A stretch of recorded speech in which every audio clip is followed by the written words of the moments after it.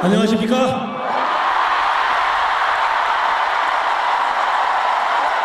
안녕하세요. 반갑습니다. 한동훈입니다.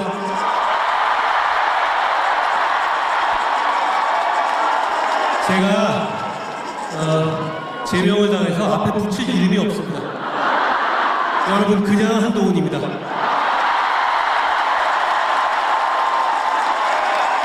이 추운 날 정말 많이 와주셨습니다. 여러분도 이런 데 처음 와보시죠? 저도 이런 거 처음 해봅니다. 한 분 한 분께 고맙습니다. 어떤 마음으로 오셨는지를 깊이 새기겠습니다. 오늘은 제가 틀에 잡힌 정치 연설이 아니라 평소에 제가 한동훈 라방하듯이 여러분과 제 얘기를 좀 풀어나가 보겠습니다. 괜찮으시죠?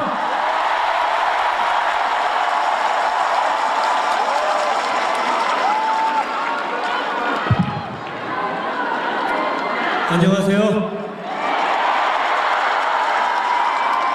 3층 가파른데 조심하십시오. 고맙습니다. 고맙습니다. 여러분,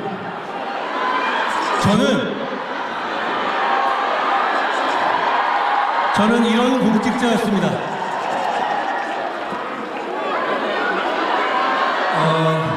기성 정치권에서는 저를 모난 돌처럼 보는 분들이 꽤 있어 보입니다. 그러니까 늘 정을 맞는다고 하죠. 그런데 말입니다. 공적인 일을 할 때 저는 사실 그런 면이 있습니다. 공적인 일을 할 때 저는 모난 돌이 맞습니다. 다만 공적인 일을 떠나서 사적으로 저를 아는 사람들은 저를 모난 돌이 아니라 순둥순둥한 둥근 돌로 보실 겁니다. 저는 사적인 싸움을 좋아하지 않고, 그리고 누가 부탁하면 거절 잘 못합니다. 그리고 제가 친절한 사람이 되려고 의식적으로 노력하면서 살아왔습니다. 그런데 공적인 일에서 저는 사실 모난 돌처럼 살았어요. 그러지 않으면 정의 강조되는 한국 사회에서 제대로 공적인 일을 해낼 수 없겠다고 생각하기 때문입니다. 제가 검사 출신이라는 게 정치적인 약점이다라고 말씀하시는 분들이 굉장히 많이 계세요. 저는 강한 자의 강하고 약한 자의 약한, 강강 양약하고 강자에 빌붙지 않고 전관예우 안 들어주고 출세하려고 사건 팔아먹지 않았던 검사였습니다. 영화나 드라마에 나오는 부패검사, 업자 끼고 술 먹고 승진하려고 사건 팔아먹고 이런 사람들 사실 좀 있습니다. 많이 과장되긴 하지만요. 그런데 여러분, 저는 정확하게 그 반대였습니다. 단호하게 거부하며 살아왔고, 제가 중요한 자리에 가면 그런 놈들은 절대 쓰지 않았습니다. 그렇기 때문에 저는 제가 검사로서 열심히 일하는 것을 제 정치적 약점이라고 생각하지 않습니다. 재밌는 것은 공직생활하는 동안에 정치를 하면서 저를 공격하는 공격자들이 계속 바뀌어 왔어요. 저는 그대로인데 말이죠. 민주당 측이었다가, 그리고 윤 대통령 측이었다가, 그리고 지금 극단주의 장사꾼이었다가 이래왔죠. 그렇지만 그 사람들 누구도 적어도 제가 강강약약하는 삶을 살아왔다는 걸 부인하지는 못할 겁니다. 실제로 그랬거든요.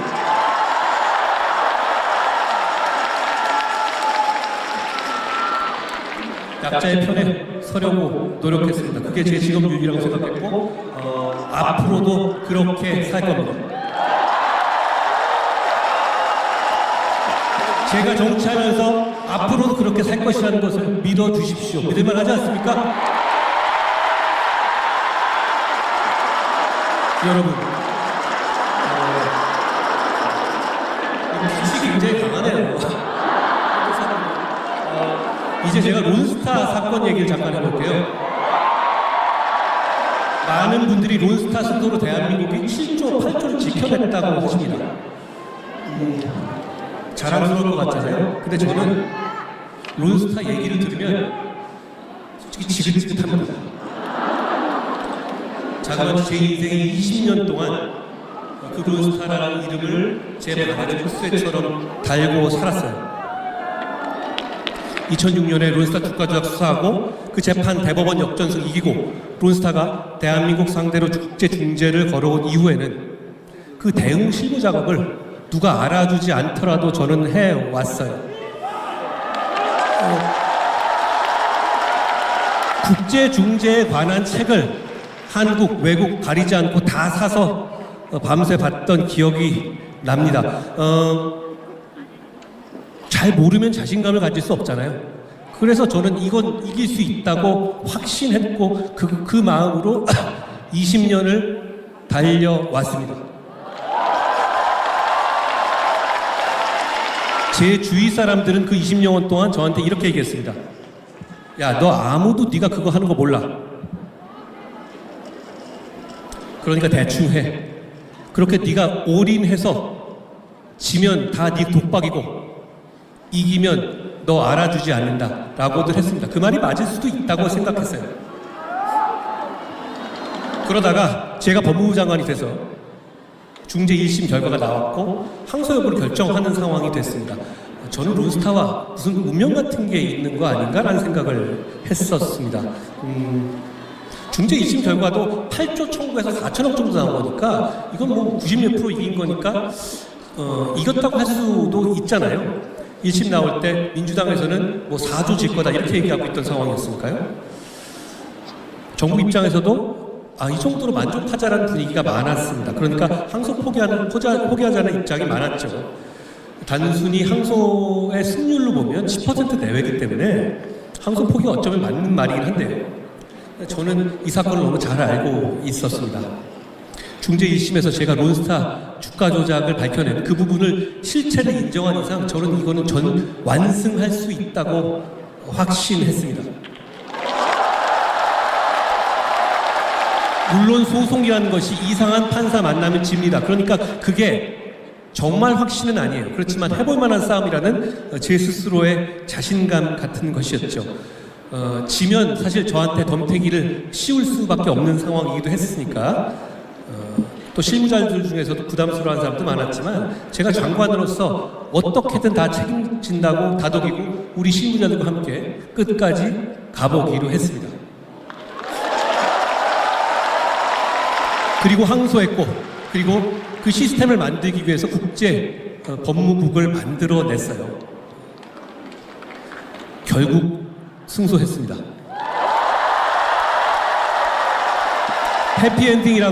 해피엔딩이어서 저는 다행이라고 생각합니다. 그런데 이게 20년간 있었던 일이에요.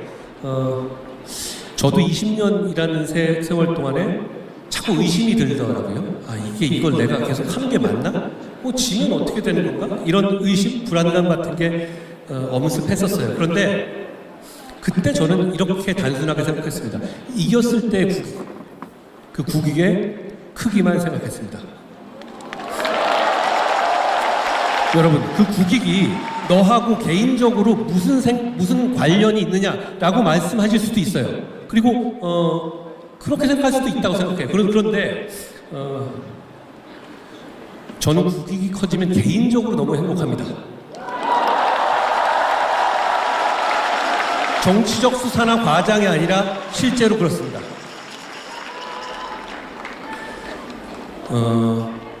그래서 제가 정치하면서 여러 못 볼 걸 당하고 그리고 제명까지 당하면서도 여러분 앞에 당당히 섰습니다.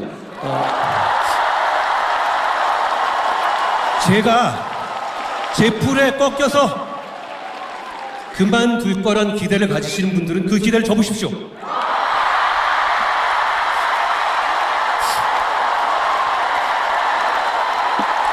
저는 그런 사람들을 이기기 위해 정치하는 것이 아니라 국익을 키우기 위해서 정치하기 때문입니다.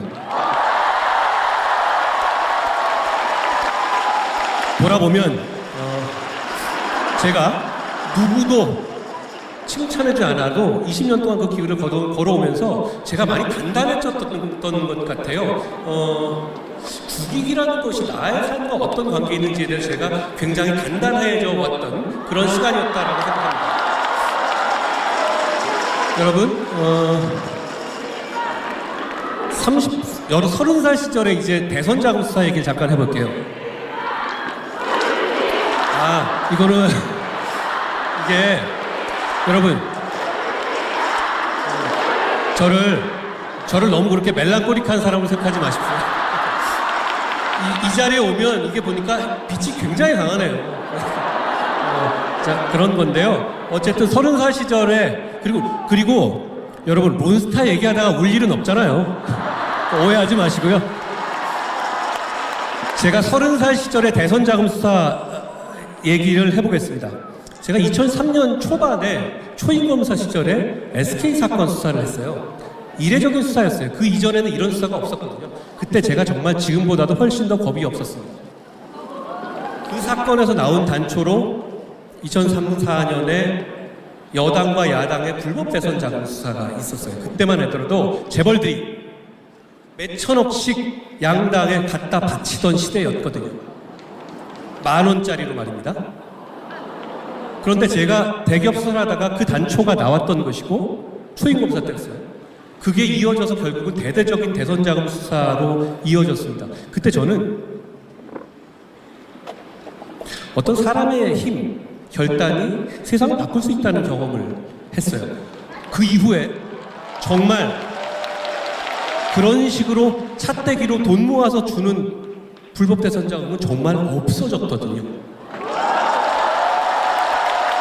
제공이라는 게 아니라 그때 역사에 그런 이벤트가 있었고 그 이벤트로서 나라가 발전했다는 말씀을 드리고 싶어요.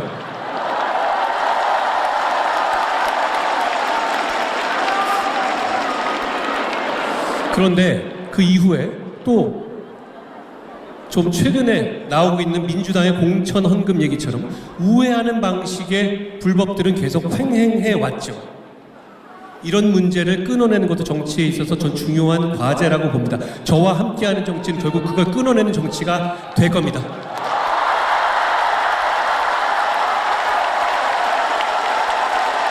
오늘 보니까 민주당에서 우리의 이 토크 콘서트를 비판하더군요.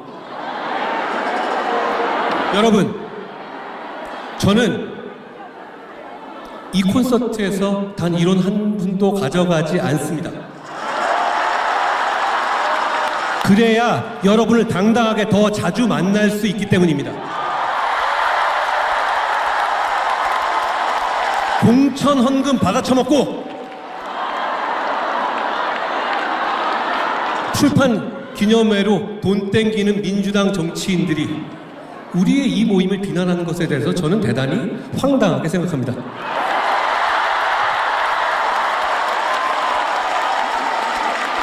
이번에는 문재인 정권 초반에 조국 수사 얘기를 잠깐 해보겠습니다. 정권 초반에 정권 핵심 관계자 수사하는 것이니까 정권의 조직적 압박이 심했어요. 그런 상황에서 저는 타겟이 돼서 좌천 4번에 압수수색 2번에 구속 직전까지 몰렸었습니다. 그런데 저를 잡아놓으려는 이유가 어떤 기자의 유시민 씨 관련 취재를 제가 부추겼다는 말도 안 되는 이유였어요. 실제로 그러지도 않았지만 그런 얘기 하나 해도 문제가 되는 건 아니지 않습니까? 문제가 있는 거라면. 그런데 진짜로 제가 감옥 가기 직전까지 몰렸습니다. 그때 사실 제가 그 전까지는 공개적으로 싸우진 않았었거든요. 근데 그때 제가 이건 도저히 그냥 넘어갈 수 없다. 내가 싸우지 않으면 세상이 이상해진다는 생각을 해서 유시민 씨와 직접 법정에서 싸움을 시작했어요. 결국은 이겼죠. 제가 어떻게 보면 최초로 정치적인 발언을 했던 게 그때가 처음인 것 같아요. 기억하십니까? 제가 빨간색 야한 머플러 두르고 법정 앞에서 한 5분, 10분 혼자 연설하는 거 기억나세요? 사실 그게 어쩌면 저의 처음 정치 대중 연설이었습니다. 물론 그 빨간 머플러는 굉장히 과했다는 걸 저도 인정합니다. 여러분, 정치인은 여러분의 도구입니다. 여러분을 위해서 싸울 사람을 찾고 계시지 않습니까? 어떤 사람을 찾아야 되는지 제가 말씀드릴게요. 스스로 찔리지 않는 사람을 찾으시면 됩니다. 찔리면 권력과 못 싸워요. 자기가 자기 약점을 제일 알고 신경 쓰죠. 예를 들어서 부동산 투기 이슈 있는 사람이 부동산 문제 공격 못하고 항소 포기 이슈 있는 사람이 항소 포기 못하는 겁니다. 이쪽 저쪽의 권력들이 오랫동안 저를 탈탈 털어왔습니다만 탈탈 털어도 나올 건덕지가 없으니까 저런 채널A 사건이나 이런 말 같지도 않은 것으로 그동안 엮어보려 해왔습니다. 그때도 그랬고 이후 지금까지도 이쪽 저쪽이 저를 공격하는데요. 제가 이건 분명히 말씀드릴 수 있어요. 저는 평생 부정한 돈을 받거나 접대를 받거나 부동산 투기를 하거나 갑질한 행동들 전관예우 해주거나 사건 무마하거나 이런 거 없습니다. 이런 게 단 하나라도 나왔다면 저는 산산이 부서졌을 겁니다. 그러니 제가 권력에 당당하게 맞설 수 있는 것이고요. 저는 그런 찔리지 않는 여러분의 도구가 된다는 약속을 이 자리에서 드립니다.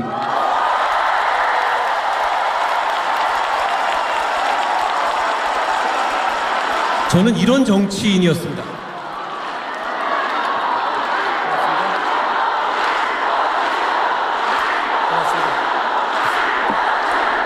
고맙습니다. 고맙습니다. 제가 법무부 장관 때 1대 180이라는 이름으로 민주당과 맞섰잖아요. 저는 여러분이 그때 저를 좋아해 주신 게 제가 잘 싸워서가 아니라 우리가 이기는 모습을 보여줬기 때문이라고 생각해요. 정치인은 이기는 결과를 보여드려야 합니다. 저희가 그걸 보여드릴 겁니다.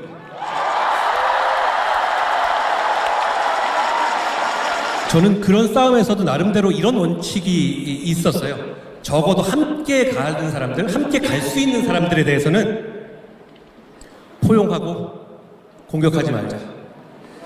그런데 이런 게 좀 쌓이다 보니까 어느 순간 민주당이 아니라 우리 내부에서 저를 공격하고 폄하하는 것이 굉장히 쉽고 안전한 것처럼 되는 경향이 있더라고요.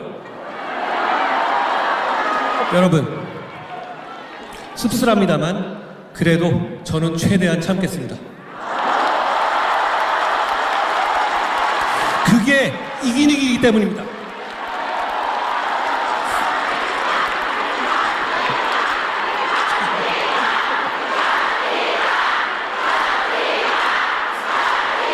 고맙습니다. 그런다고 제가 매번 참지는 않잖아요. 여러분, 제가 국민의힘 비상대책위원장으로 총선을 치렀습니다. 비상대책위원장 첫날 저는 함께 가면 길이 됩니다. 선민후사를 말하면서 제 출마를 포기한다고 말씀드렸죠. 무조건 이기기 위한 솔선수범의 의미였어요.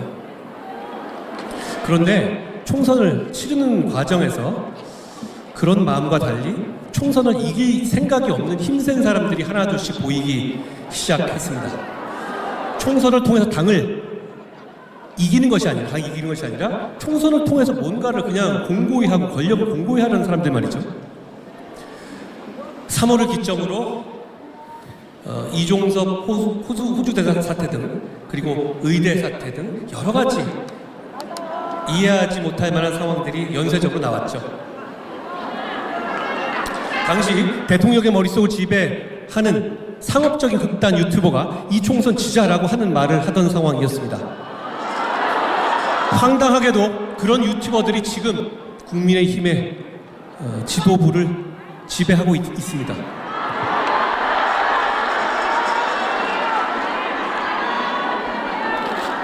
4월이 되자 대통령께서 의대 담화를 밀어붙였고 저는 아니 왜 2,000명이어야 하냐 1,999명이면 되면 왜 안 되냐 500명씩 나눠가자 이런 얘기를 하면서 버텨봤지만 결과적으로 상황은 점점 악화돼 갔습니다. 나중에 안 얘기인데 윤 대통령이 군 고위 간부에게 한동훈은 빨갱이다 라고 말하는 것이 재판에서 나온 적이 있었는데요. 그게 바로 이 의대 증원의 속도 조절 문제를 가지고 했던 말이었습니다. 믿기 어려우시겠지만 사실입니다. 여러분, 제가 그 선거 막판에 2조 심판이라는 좀 다소 구태스러운 선거운동을 했던 거 기억나십니까? 그거라도 안 하면 정말 개헌선이 무너질 것 같았기 때문이었어요.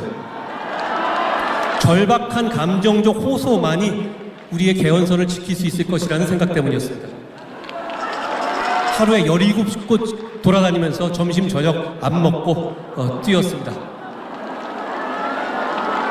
선거가 끝났는데 바로 선거는 저의 선거 패배는 한동훈의 책임이다 라는 얘기가 나오기 시작했습니다.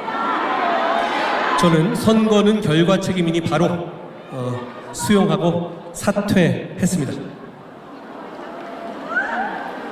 그런데 최근 국민의힘에서는 선거 지고 나서 지도부 사퇴 안 하면 어떻게 되냐는 정당사에서 누구도 고민해보지 않은 희한한 고민들이 나온다고 합니다. 씁쓸한 마음을 감출 수가 없습니다. 그런데 민심이라는 거 참 신기합니다. 총선 패배 이후 열린 당대표 경선에서 저는 당시 민심 공이 63%를 얻어서서 당선됐습니다. 그 선거에서 특이했던 점은 윤 대통령님 측에서 김건희 씨 익십 논란이 있었잖아요. 그게 저를 낙선시킬 결정적 계기가 될 것이라고 생각하고 그걸 풀었던 것이었습니다. 저는 이렇게 한번 생각해 보고 싶어요. 그때 익십했다고 저를 비난하던 사람들에게 지금 공천 개입, 금품 수수 사건들이 터진 상황에서 제가 김건희 씨한테 맞춰줬다면 이 당의 보수가 어떻게 되었을지 생각해 보라고 말씀드리고 싶습니다. 그리고 제가 이 말씀을 드릴 기회가 없어서 여기서 말씀을 드립니다. 김건희 씨 관련해서 저에 대해서 출처 불명의 찌라시 같은 것들이 단톡방들에서 막 돌아다니죠. 보신 적 있으십니까? 믿지 마십시오. 대부분 사실이 아닙니다. 조금 비틀고 과장하면 사실과 전혀 다른 얘기가 되잖아요. 저는 그분과 식사조차 한 자리에서 한 적이 없습니다. 그리고 윤 대통령이 저에게 무슨 쌍욕 같은 걸 했다라는 것도 사실처럼 돌던데요. 아닙니다. 저는 공적인 관계에서 누구에게도 그런 선 넘는 행동을 용인하지 않습니다. 그러니까 제가 윤 대통령에게 잘못을 바로잡으라고 지속적으로 요청할 수 있었던 겁니다. 다른 분들에게는 그런 과한 언행을 하신 걸 제가 알고 있지만 저와는 그런 관계가 아니었습니다. 당대표가 된 후에 윤 대통령과 그 추종 세력들은 저를 고립하고 축출하려는 시도를 실제로 했습니다. 여러분 알고 계시다시피요.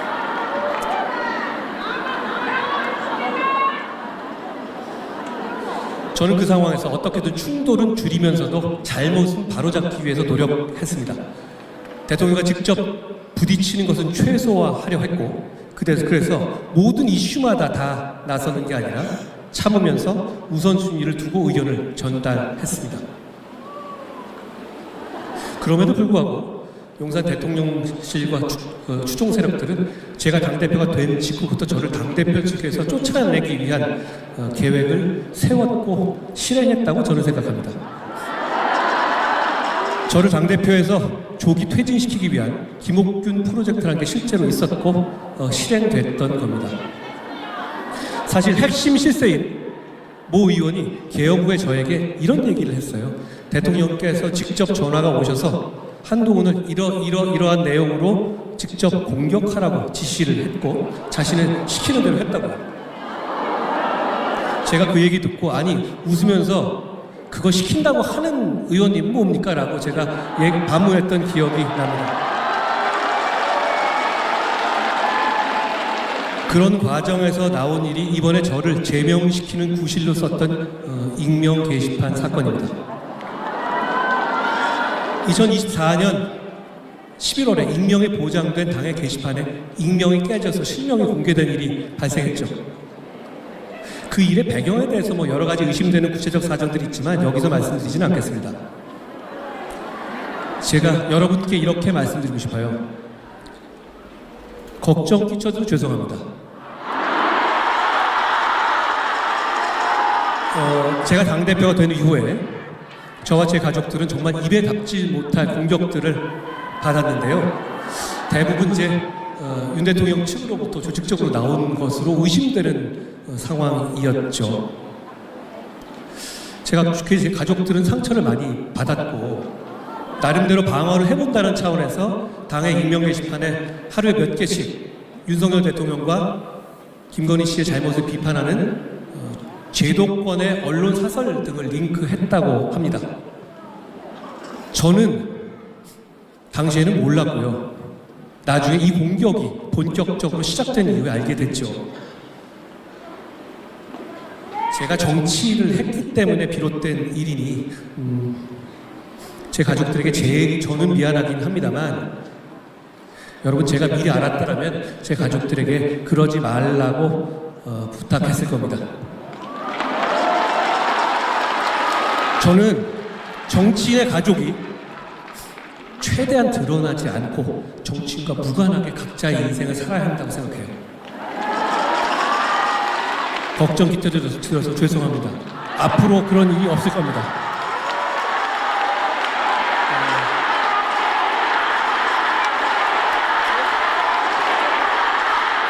고맙습니다. 여러분, 이게 사실입니다. 그런데 저를 제명하고 찍어내려는 사람들에게는 사실이 무엇인지는 중요하지가 않습니다. 저를 제명해 두고 하기로 정해두고 진행한 것이 분명한 당의 당감위 윤리위는 제 가족이 쓰지도 않은 글을 제 가족이 쓴 거라고 완전 조작해서 발표했습니다. 제 가족이 쓴 사설 같은 걸로는 문제 삼을 수 없으니까 조작한 걸로 보여요. 이 부분을 제가 경찰에 직접 고소해서 수사 중입니다. 조작이 드러나니까 이제는 장동혁 대표가 직접 나서서 당감이나 윤리위조차 근거가 없어서 발표하지도 못한 허위 뇌피셜을 떠들어댑니다. 만약에 그 말이 맞다면 그걸로 제명했어야죠. 여론조작 전문 제3팀이 있다는 둥, 조작이 드러나니까 내용이 문제가 아니라 여론조작이 문제라는 둥, 하루에 글 몇 개로 무슨 여론조작을 한다는 거예요?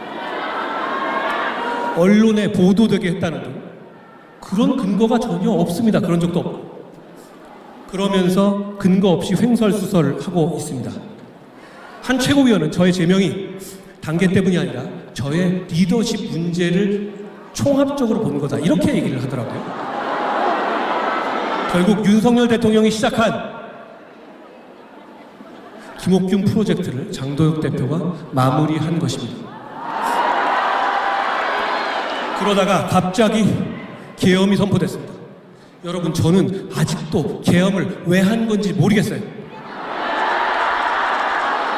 계엄에 대한 얘기는 이어질 조갑재 대표님과의 대담에서 우리가 겪은 계엄들이라는 주제로 얘기를 나눌 테니까 제가 길게 말씀은 드리지 않겠습니다.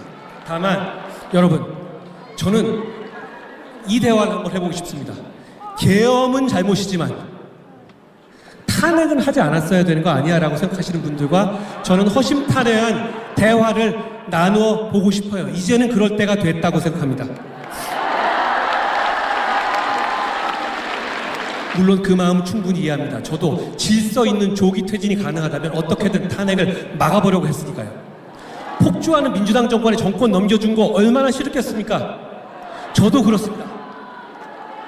그런데 저는 탄핵을 했더라도 한독수 옹립인이 하는 식으로 가지 않고 윤어게인 극복했다면 선거에서 충분히 해볼만 했다고 생각합니다. 이재명 파기 환송 판결도 있었기 때문에 윤석열과 이재명 모두를 극복했다면 이길 수 있었습니다. 그래서 더 안타깝습니다. 저는 탄핵이 아닌 길이 있을지 최선을 다해 찾았습니다. 그래서 윤 대통령 설득해서 조기 퇴진 약속, 이선 후퇴 약속을 받아내고 1차 탄핵을 기각시켰던 겁니다. 그게 대한민국을 위해서 좋은 길이라고 판단했습니다. 그러나 윤 대통령은 그 약속을 어겼습니다. 여러분, 많은 분이 잊으신 것 같은데 그날 일면 조간신문 탑 모두가 윤석열 대통령이 조기 퇴진을 거부하고 탄핵으로 가겠다는 제목이었던 것을 기억해 주십시오. 게다가 윤 대통령은 군 통수권을 포함한 모든 권한을 그대로 행사하겠다는 입장이었습니다. 탄핵하지 않았다면 유혈 충돌이 뻔히 예상되는 상황이었습니다. 저는 탄핵이 나라를 위해서, 보수 정치의 존속을 위해서 불가피하다고 판단했고 행동했습니다.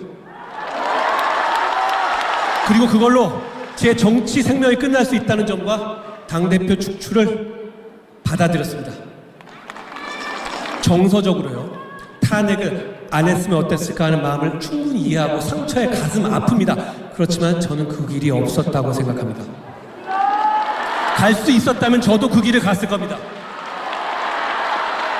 저만큼 이재명과 세게 싸웠던 사람이 있습니까? 저는 이재명의 체포 동의안도 통과시킨 사람입니다. 길이 있었는데도 가지 않았을 것 같습니까? 윤 대통령의 재판에서의 언행을 한번 보십시오. 군 동원을 쉽게 생각하시고 책임을 미룹니다.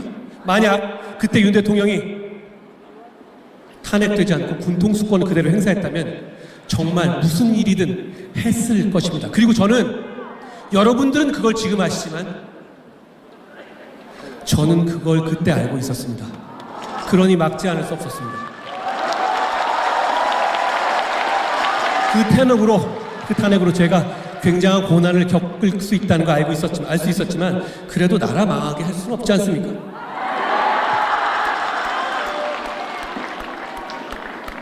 아까 언론 보도 보니까 생각나는데요. 여담입니다만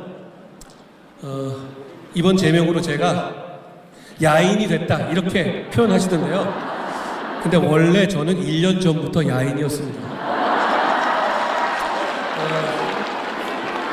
저는 무엇이 되기 위해 정치하는 게 아니라 무엇을 이루기 위해 정치합니다. 그러니까 제가 당대표든 장관이든 비상대책위원장이든 야인이든 마이너스 야인이든 상관없습니다. 저는 똑같이 여러분과 함께 가겠습니다.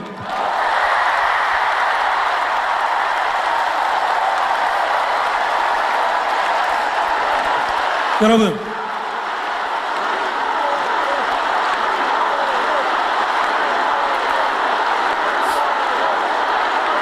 고맙습니다. 이제부터 제가 드릴 말씀이 진짜입니다. 꼭 좋은 정치하겠습니다.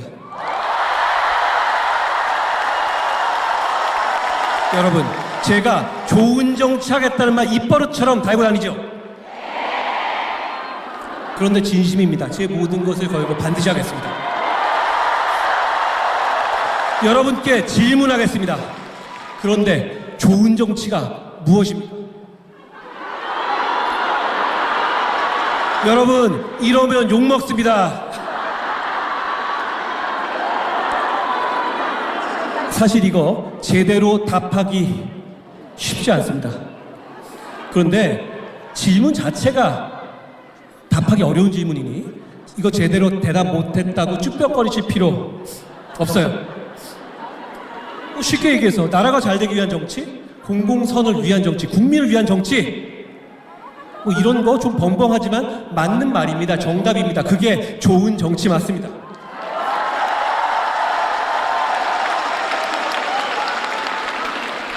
그런데 좀 공허하지 않습니까? 질문을 좀 바꿔보겠습니다. 2026년 대한민국에서 이런 좋은 정치를 지켜내기 위해서 꼭 지켜야 내야 될 것이 뭐가 있을까요?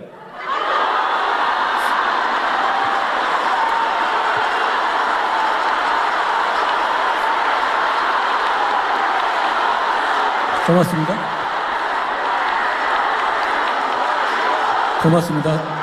2026년 대한민국은 미국이 변화무쌍하게 압박해오고 민주당은 국민의힘의 약세를 바탕으로 폭주하면서 시스템을 파괴하고 국민의힘은 정적을 조작으로 제명하고 선거 좋다는 식으로 막 나가고 있습니다. 양극단의 극단주의 세력들이 주류를 잠식하고 상식 있는 다수를 소외시키고 있습니다. 조금 바꿔서 다시 질문하겠습니다. 이런 엄혹한 상황에서 우리가 좋은 정치를 위해서 반드시 지키고 나가야 할 기준이 뭘까요? 여러분의 취향을 존중합니다. 그렇지만 제 생각을 말씀드릴게요.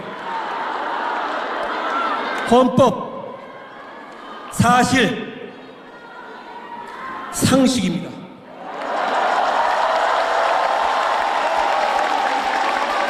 첫째, 헌법. 우리 헌법은 자유민주주의, 경쟁을 장려하면서도 약자를 보호합니다. 보완할 점들은 있지만 우리 헌법은 시대 정신에도 맞고 위대합니다. 계엄, 그리고 윤호개인, 이건 바로 이 헌법에 반하기 때문에 우리가 용납해서는 안 되는 겁니다. 그게 좋은 정치입니다. 둘째, 사실. 탈진실의 시대라고 멋지게 말합니다만 한마디로 그건 탈진실이라는 건 협잡과 사기입니다. 사람들은 단기적으로 거짓에 속기 쉽고 대중이 거짓에 속으면 역사가 퇴행하고 국민이 고통받습니다. 아직까지 부정선거 음모론이 그렇습니다. 부정선거 음모론 같은 선동은 왜 나쁘냐? 사실이 아니기 때문입니다.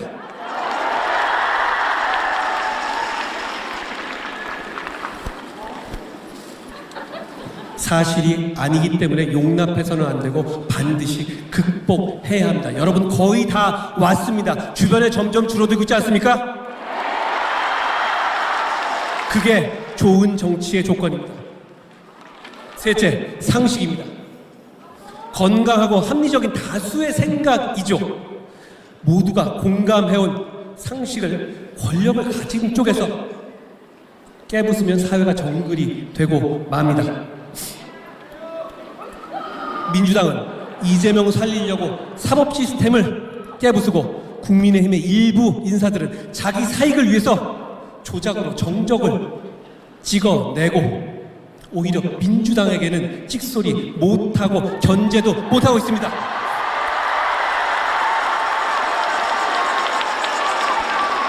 상식적으로 일어나면 안 될 일들이 벌어지고 있죠. 바로 상식으로 극복하는 것이 좋은 정치입니다.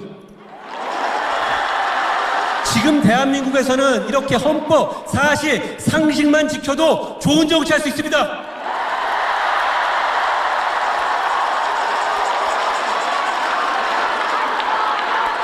그래야 번영과 정의라는 우리의 좋은 정치의 목표를 실현할 수 있습니다.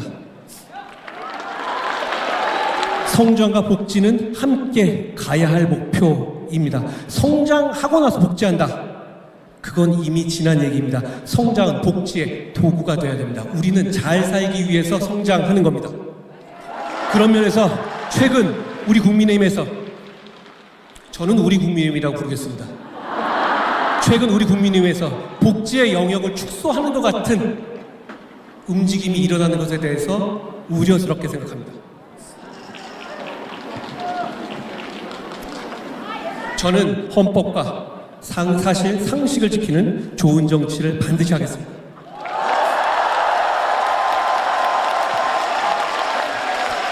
행동하는 다수의 역전승. 이제부터 제가 오늘 진짜 하고 싶은 말을 하겠습니다. 혹시 못 들으셨다면 지금부터 들으시면 됩니다.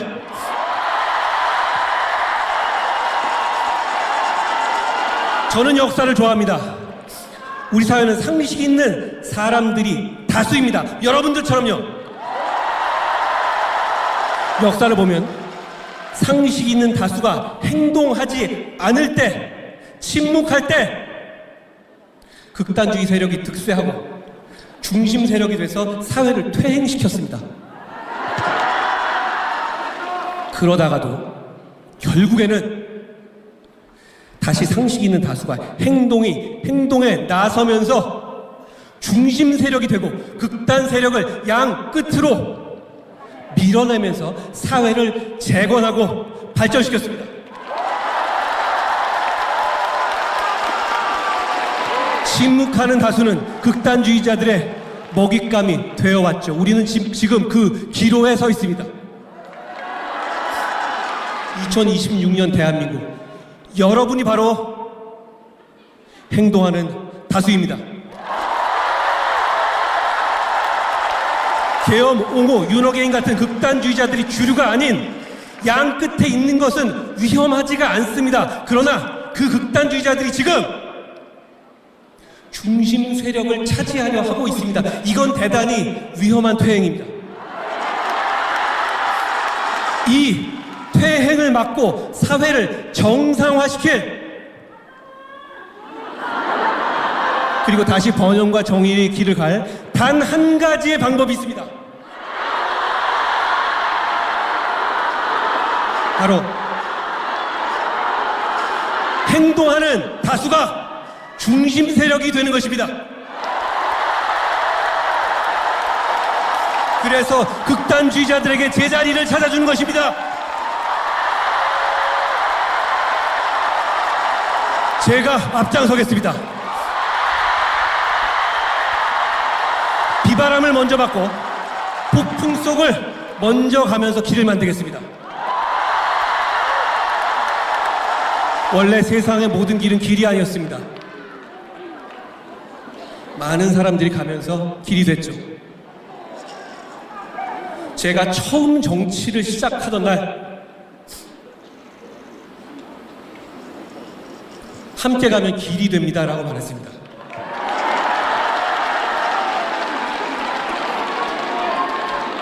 이제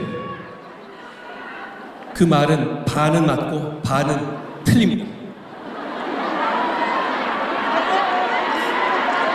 함께 가야만 길이 됩니다. 여러분과 함께 가겠습니다.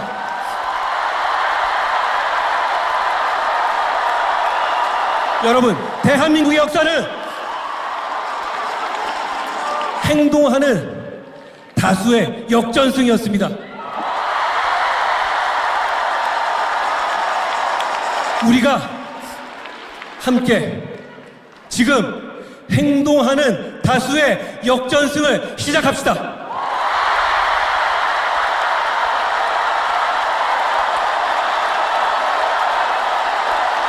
행동하는 다수의 역전승, 고맙습니다.